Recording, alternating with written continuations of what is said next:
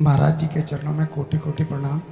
महाराज जी एक दोहा पढ़ने के बाद हृदय स्वीकार नहीं कर पा रहा कि ढोल गवार शूद्र पशु नारी सकल ताड़ना के अधिकारी। इसमें गोस्वामी जी ने बहुत सूक्ष्मता से वर्णन किया। महापुरुषों के वचनों को हम सूक्ष्मता से समझ पाए। प्रायः ऐसा कह करके हम कहीं कहीं माताओं बहनों की अवहेलना करते हैं, कई जगह हम इसका प्रयोग कर देते हैं। अरे वो गोस्वामी जी ने लिखा है ढोल गवार शूद्र पशु नारी सकल ताड़ना के अधिकारी। अब इसकी व्याख्या सूक्ष्मता से सुने और विचार पूर्वक। शास्त्रीय प्रमाण के अनुसार ढोल है ना, ढोल को ताड़ना चाहिए। ताड़ना मतलब उसको ठपाक चाहिए और बेताल नहीं। शास्त्र सिद्धांत के अनुसार, संगीत शास्त्र के अनुसार तभी वो राग प्रकट कर पाएगा, तभी वो बजेगा। ढोल को हाथ जोड़ के बोलो कि साहब आप बज जाएं, नहीं बजे, उसको ताड़ना चाहिए। अब ताड़ना शब्द चारों में एक जैसा नहीं लगेगा। शब्द एक ही है ताड़ना, लेकिन ताड़ना के अर्थ अलग अलग हैं। जैसे कनक है, एक ही शब्द है कनक, लेकिन कनक कनक ते 100 गुनी मादकता अधिकाए, वा खाए बोराए जग या पाए बोराए। बोले कनक ही शब्द है। जैसे ताड़ना शब्द का हम प्रयोग केवल वही समझे कि ताड़ना देना ही नहीं, उसका अर्थ अलग अलग है। जैसे कनक शब्द है, कनक को सोना भी कहते हैं और कनक को धतूरा भी कहते हैं। कनक को धतूरा भी कहते हैं। एक कनक है जिसके खाने से बावरा हो जाएगा और एक कनक है जिसके पाने से बावरा हो जाएगा। कनक शब्द एक ही है, लेकिन दोनों का अर्थ अलग अलग हो गया। ऐसे ही ढोल में ताड़न का तात्पर्य है उसको पीटना, लेकिन वो शास्त्रीय संगीत के आधार पर उसको ताल देना। ताल देने से ही वो राग प्रकट करता है, आनंद की उमगन करता है, ना कि प्रार्थना करने से। समझ रहे? अच्छा, गंवार, गंवार कहते हैं विवेकहीन पुरुष को। विवेकहीन पुरुष को कोई कार्य दे दो और उस पर दृष्टि न रखो तो कार्य नष्ट हो जाएगा। वहां ताड़ने का तात्पर्य उसको पीटना नहीं है। उस अविवेकी गंवार पर दृष्टि रखो। जो आपने कार्य सौंपा है, जो भी कार्य उसका है, उस अविवेकी पर दृष्टि रखना ताड़ना हुआ। उस पर दृष्टि रखो, क्योंकि वो अविवेकी है, गंवार है, वो कार्य प्रणाली ठीक जानता नहीं। आप जहां त्रुटि होता संभाल लेना तो वो संभल जाए, क्योंकि वो गंवार है। और शूद्र, शूद्र का तात्पर्य होता शूद्र, वैसे जो वर्ण व्यवस्था में शूद्र का प्रादुर्भाव सबसे श्रेष्ठ जगह से प्रादुर्भाव है। वर्णन आता है ब्राह्मणोष मुखमाशीत बाहु राजन्यः कृतः उरुददस जत वैश्या पदभ्याग्यम शूद्रो जायत।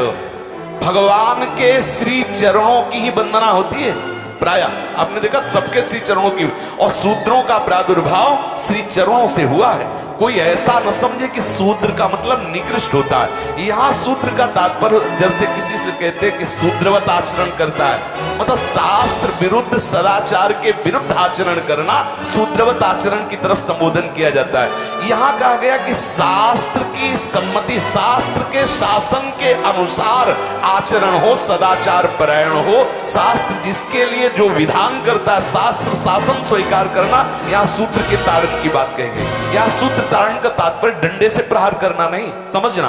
और जो चौथा कहा गया नारी, अगर स्त्री को हम ये कहें कि ताड़न से ही वो केवल काबू में रहती है, तो राष्ट्र में अपने प्रसिद्ध लक्ष्मीबाई जैसी कोई सामर्थ्यशाली वीरांगना, कोई वीरों सामने बड़े बड़े वीरों के दांत खट्टे कर दे, ऐसी बहादुर सिंघनी हुई, अंग्रेजों के दांत खट्टे कर दिए। अगर कोई समझे कि नारी केवल ताड़ने के लिए है तो उसकी मूर्खता है।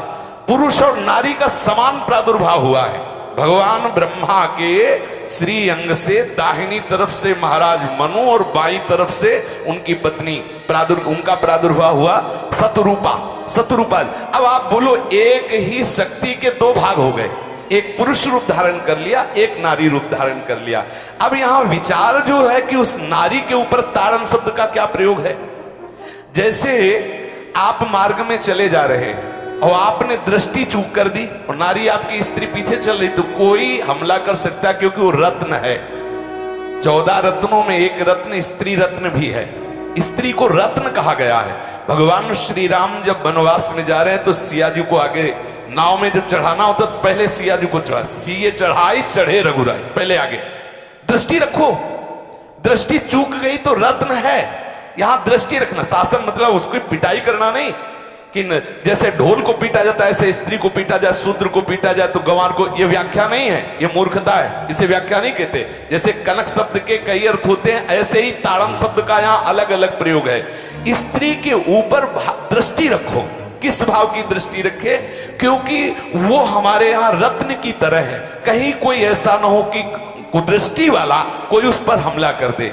आप पाणी ग्रहण संस्कार में रक्षा का भी सूत्र बताया जाता है कि आपको अभी ये समर्पित है, आप इसकी रक्षा करें। हमारे शास्त्रीय सिद्धांत में देखो, कभी भी स्त्री को अकेला छोड़ने का सिद्धांत नहीं पाया गया।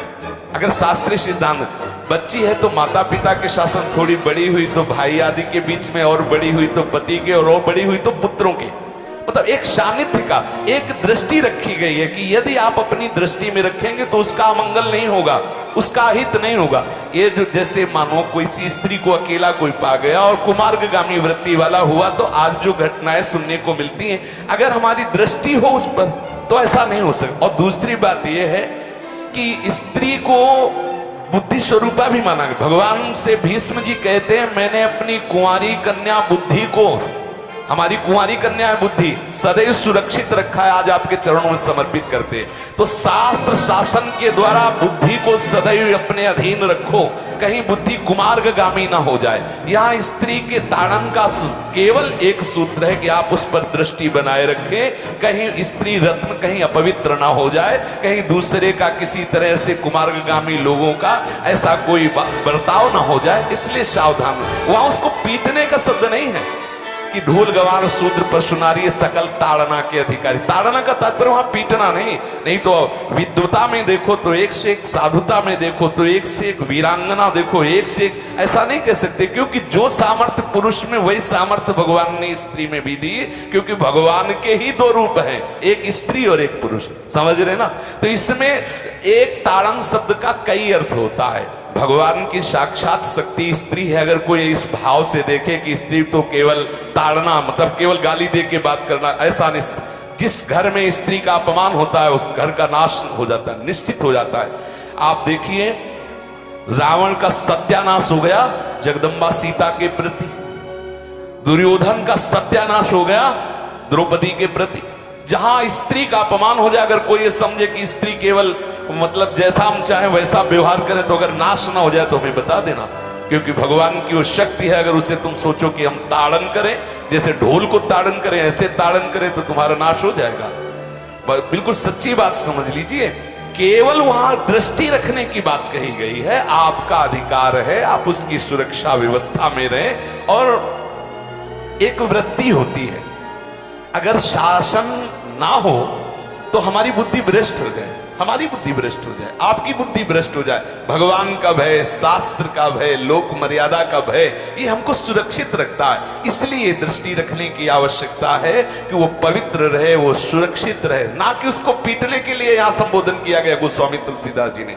इसलिए सावधानी पूर्वक अपनी वृत्ति को पावन रखते हुए महापुरुषों के वचनों को समझने की चेष्टा की जाए। गोस्वामी जी ने जो यहाँ कहा, ढोल गवार शूद्र पशु नारी सकल ताड़ना के अधिकारी, तो ताड़ना का अलग अर्थ है, अलग अलग। जैसे ढोल में ताड़ना, तो वैसे ही सब जगह नहीं ताड़ना लगेगी।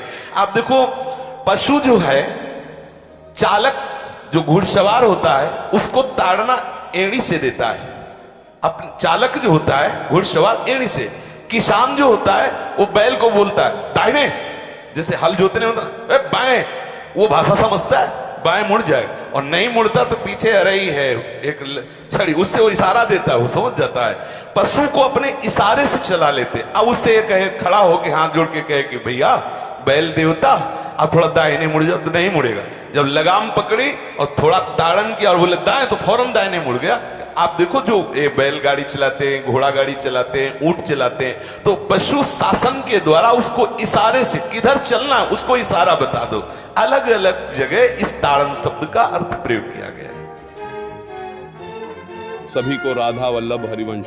मेरा ये भजन आप सभी को कैसा लगा कमेंट जरूर करके बताना, और वीडियो को एक लाइक जरूर कर देना, तथा हमारे इस चैनल को सब्सक्राइब करना मत भूलना।